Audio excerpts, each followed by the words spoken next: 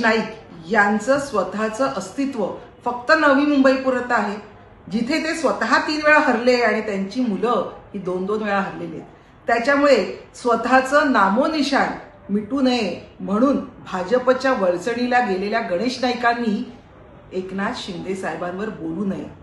कारण आपल्या हाताखाली असलेला एक सर्वसाधारण कार्यकर्ता आज महाराष्ट्राचा मुख्यमंत्री आणि त्यानंतर उपमुख्यमंत्री होऊन प्रत्येकाच्या गळ्यातलं ताईत होतोय हे बघवत नसल्यामुळे सूर्यावर थुंकण्याचा हा प्रकार गणेश नाईक तुम्ही सुरू केलेला आहे.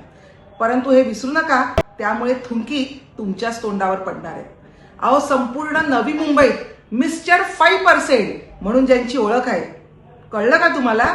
5% म्हणजेच नवी मुंबईमध्ये जे कुठले प्रोजेक्ट सुरू होतात त्यामधले 5% हे जोपर्यंत गणेश नाईकांना दिले जात नाही तोपर्यंत तो प्रोजेक्ट तिथे सुरू होऊ शकत नाही.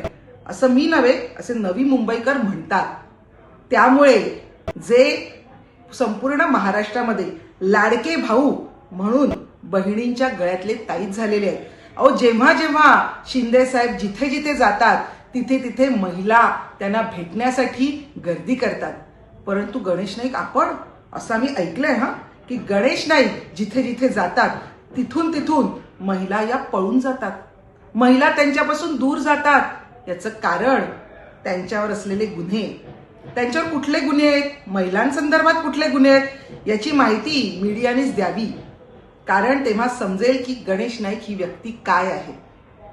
आज तुम्ही जे काही बोलतायत त्यांना आम्हाला अनेक पद्धतीने उत्तरं देता येतात, परंतु आपण आमच्या मित्र पक्षात असल्यामुळे जास्त बोलत नाही.